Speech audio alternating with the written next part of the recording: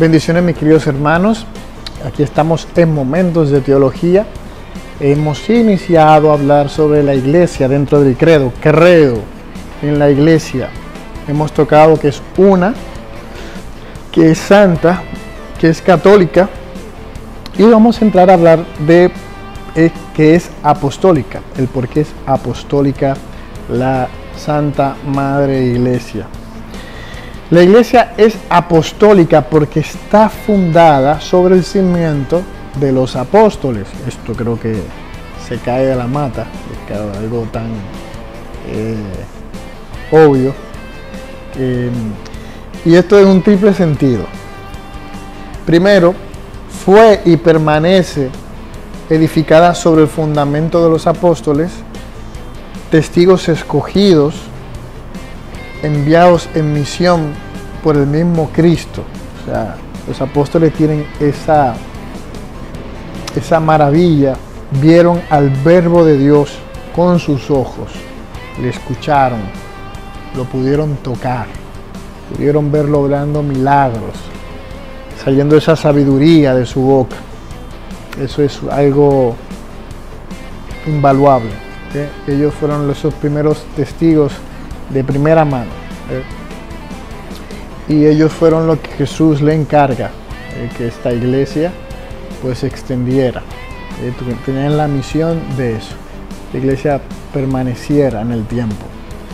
Segundo, guarda y transmite con la ayuda del Espíritu Santo que habita en ella la enseñanza, es decir, el buen depósito, el depositum fidei, que son las sanas palabras oídas a los apóstoles. Eso que los apóstoles también hablaban de lo que habían escuchado en Jesús y lo que el mismo Espíritu Santo iba impulsando en sus corazones, ya sea por las cartas, ya sea por la tradición, lo que se toma en la tradición de la iglesia. Y tercero, sigue siendo enseñada, santificada y dirigida por los apóstoles hasta la vuelta de Cristo, gracias a aquellos que le suceden en su ministerio pastoral.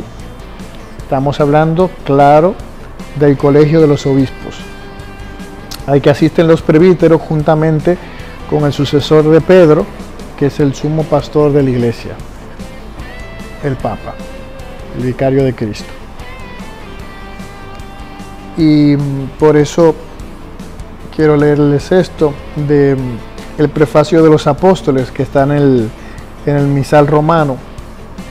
Dice: porque no abandonas nunca a tu rebaño, sino que por medio de los santos pastores los proteges y conservas, y quieres que tenga siempre por guía la palabra de aquellos mismos pastores a quienes tu Hijo dio la misión de anunciar el Evangelio. Preciosamente el prefacio lo dice. La misión de los apóstoles. Jesús es el enviado del Padre.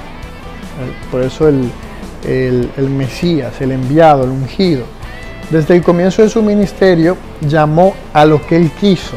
Él, a diferencia de los maestros de su época, que eran los alumnos que elegían al maestro, Jesús era distinto. Jesús elegía a sus discípulos, él eligió a sus apóstoles y ellos vinieron donde él libremente. Instituyó 12 de entre esos discípulos que él tuvo para que estuvieran con él y para enviarlos a predicar, como están ahí en los evangelios. Desde entonces ellos van a ser sus enviados, que es lo que significa la palabra griega apostoloi, enviado. En ellos pues continúa la propia misión de Cristo, por eso ellos son alter Christi. Como el Padre me envió, así dice Jesús, también yo os envío. Por tanto, su ministerio es la continuación de la misión de Cristo. Quien a vosotros recibe, también dice Jesús, a mí me recibe. Eso es lo que él le dice a los 12. Y también Jesús asocia su misión recibida del Padre Como el Hijo no puede hacer nada por su cuenta, así dice Jesús, sino que todo lo recibe del Padre que le ha enviado, así aquellos a quienes Jesús envía no pueden hacer nada sin Él. Es la misma cadena, la misma cadena. De quien reciben el encargo de la misma misión y el poder para cumplirla es del mismo Cristo. Los apóstoles de Cristo saben, por tanto, que están calificados por Dios como ministros de una nueva alianza, ministros de Dios, embajadores de Cristo, servidores de Cristo y administradores de los misterios de Dios. Este encargo dado a los apóstoles, hay un aspecto intransmisible: ser los testigos elegidos de la resurrección del Señor y los fundamentos de la iglesia. Pero también hay un aspecto permanente en la misión.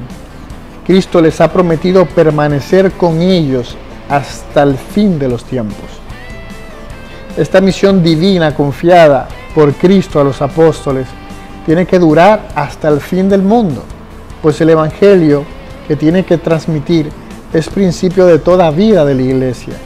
Por eso los apóstoles se preocuparon de insistir y de instituir sucesores. ¿De acuerdo? Ellos buscaron eso. Y por eso cuando vemos, o sea, ustedes ven, la iglesia tiene el listado de los sumos pontífices, o sea, desde Pedro hasta el Papa Francisco. Está el listado, uno detrás del otro, esa sucesión. Y así como esa sucesión no se lleva, por ejemplo, la de los otros obispos, el único que sucede a Pedro es el sumo pontífice. Los otros obispos, ninguno sucede, por ejemplo, él sucede al apóstol San Juan, él sucede al apóstol Santiago, no. El único que sucede es el sumo pontífice, que sucede al apóstol Pedro. Los demás obispos pues son sucesores de los apóstoles en general. Entonces esa sucesión apostólica a través de la imposición de manos llega hasta el día de hoy en ellos. Para que continuase pues después de su muerte esta misión, porque si él no hubiese dejado sucesores, es que después de su muerte pues se acaba y ya está. Vino Cristo y nada más se enteraron ese grupito que estaba ahí y ya se quedó ahí. No hay iglesia, no hay nada, ni siquiera conociéramos el nombre de Jesús, pero él en su divina sabiduría pues por eso instituye apóstoles que encargados mediante una especie de testamento a sus colaboradores más inmediatos, que terminaran y consolidaran la obra que ellos empezaron. Ellos eran conscientes de que era algo que también les superaba y que necesitaban colaboradores para eso. Por eso cuando, por ejemplo, inmediatamente eligen a alguien que fuera el sucesor de Judas, inmediatamente ellos sabían que tenían que ser 12 y que tenía que alguien suceder a Judas. Y asimismo ellos comenzaron a orar por otros para que fueran obispos, como también lo vemos en las mismas cartas de San Pedro, de San Pablo. Les encomendó también que cuidaran de todo el rebaño en el Espíritu Santo que les había puesto para ser los pastores de la iglesia de Dios. Y nombraron por tanto de esta manera algunos varones, y luego pusieron que después de su muerte otros hombres probados le sucedieran en el ministerio. Así como permanece el ministerio confiado personalmente por el Señor a Pedro, ministerio que debía ser transmitido a sus sucesores, como ya le hablé, de la misma manera permanece el ministerio de los apóstoles de apacentar la iglesia, que debe ser ejercido perennemente por el orden sagrado de los obispos. Por eso la iglesia enseña que por institución divina los obispos han sucedido a los apóstoles como pastores de la iglesia. El que los escucha, escucha a Cristo. El que en cambio los desprecia, desprecia a Cristo y a quien lo envió. El apostolado. Toda la iglesia es apostólica mientras permanezca en esta tierra. A través de los sucesores de San Pedro y de los apóstoles y en comunión de fe y de vida con su origen, toda la iglesia es apostólica en cuanto que ella es enviada. al mundo entero. Todos los miembros de la iglesia, aunque de diferentes maneras, tienen parte de este envío. La vocación cristiana, por su misma naturaleza, es también vocación al apostolado. Se llama apostolado a toda actividad del cuerpo místico que tiende a propagar el reino de Cristo por toda la tierra. Es parte, cuando estamos hablando de la misión de la iglesia, hablando de su catolicidad, pues tocamos este tema. O sea, todos estamos llamados de una manera o de otra a propagar este reino de Cristo. Todos, desde el más alto hasta el más bajito en la iglesia. Siendo Cristo enviado por el Padre, fuente y origen del apostolado de la iglesia, es evidente que la fecundidad del apostolado, tanto el de los ministros ordenados como el de los laicos, depende de su unión vital con Cristo. Según sean las vocaciones, las interpretaciones de los tiempos, los dones variados del Espíritu Santo, el apostolado toma las formas más diversas. Pero la caridad conseguida sobre todo en la Eucaristía siempre es como el alma de todo apostolado, como el centro, la Eucaristía.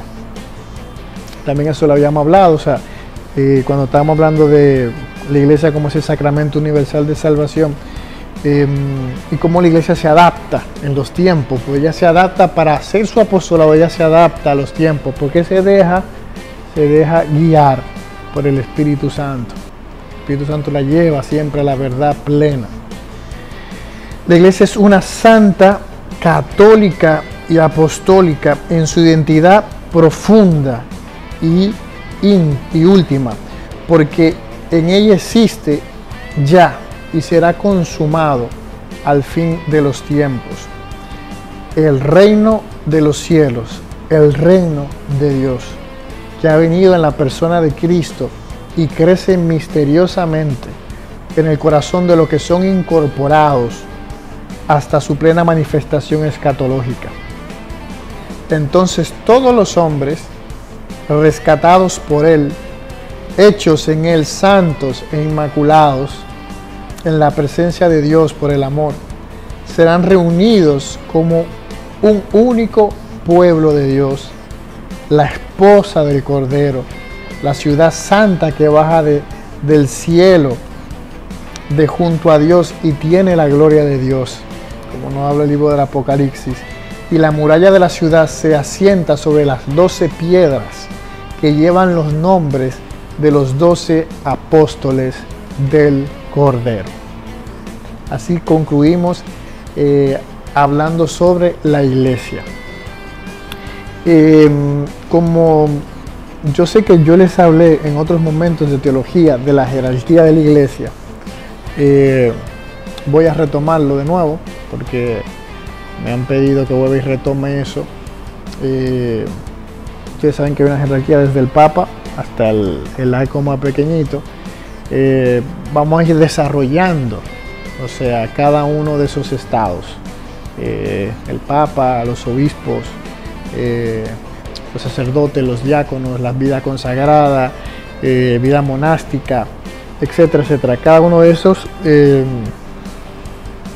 carismas y dones regalados a la iglesia por el Espíritu Santo, vamos a ir comentando un poquito sobre cada uno de esos, si Dios así nos lo permite, para luego entonces cerrar el credo ya con la comunión de los santos y esa vida del mundo futuro a la que estamos todos llamados. Nos vemos en otro encuentro de Momentos de Teología.